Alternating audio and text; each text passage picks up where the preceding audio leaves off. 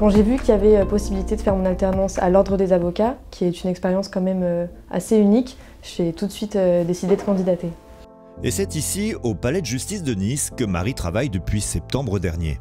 En alternance à l'Ordre des avocats et en master juriste d'affaires à la faculté de droit et sciences politiques de Nice, elle a su saisir cette opportunité. Pour le barreau, c'est une première, un poste créé cette année auprès du bâtonnier et de la vice-bâtonnière. Ça lui permet d'aborder la profession d'avocat vraiment par le prisme intérieur, puisque quand on est à l'Ordre des avocats, on comprend toute la déontologie de la profession, qui est pour nous vraiment un axe fondamental, puisque l'avocat doit avant tout respecter une déontologie. Donc là, elle apprend la déontologie, elle voit combien elle est importante pour l'exercice de la profession. Tiens Christophe, du coup j'ai fait quelques recherches. Comme on a dit, en fait c'est pour le 22. Voilà. J'assiste à la résolution du contentieux déontologique, donc du début à la fin, dans toutes les procédures qu'on peut croiser. Ensuite, comme dans un ordre, il y a beaucoup d'événements externes, il y a aussi un petit volet communication dans chacun des postes ici.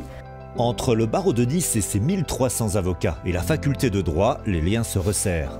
Pour le bâtonnier, cette embauche a valeur d'exemple et peut ouvrir une voie pour des confrères en cabinet. Nous avons décidé d'inaugurer quelque part cette alternance pour pouvoir permettre ensuite aux avocats qui composent notre barreau d'être incités à pouvoir faire de même avec d'autres alternants, puisqu'il y a quand même des conditions financières qui sont quand même particulièrement avantageuses. Et puis surtout une qualité de l'alternant qui est quand même sélectionné en amont, avec lequel on a quand même un regard sur sa scolarité, qui nous permettent de pouvoir le sélectionner, le juger et l'intégrer. Et là, on est en mesure de pouvoir anticiper les choses, de pouvoir former nos étudiants qui vont avec nous, dans le cadre de cette alternance et même au-delà, préparer l'examen d'avocat pour ensuite embrasser cette carrière professionnelle et on l'espère pouvoir les intégrer comme avocats dans notre cabinet. Pour une embauche, l'incitation financière est conséquente avec une aide d'État de 6 000 € versée à l'employeur.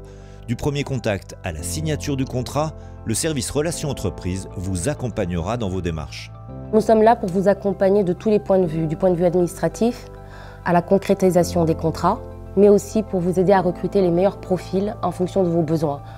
Par exemple, nous pouvons vous mettre en rapport avec les responsables de formation qui seront beaucoup plus précis par rapport au programme théorique que ces alternants auront, afin que le profil soit cohérent avec vos besoins. 18 masters de la faculté de droit et sciences politiques de Nice sont désormais accessibles à l'apprentissage, une offre en constante progression. Aujourd'hui, plus de 50% de ces étudiants sont en alternance.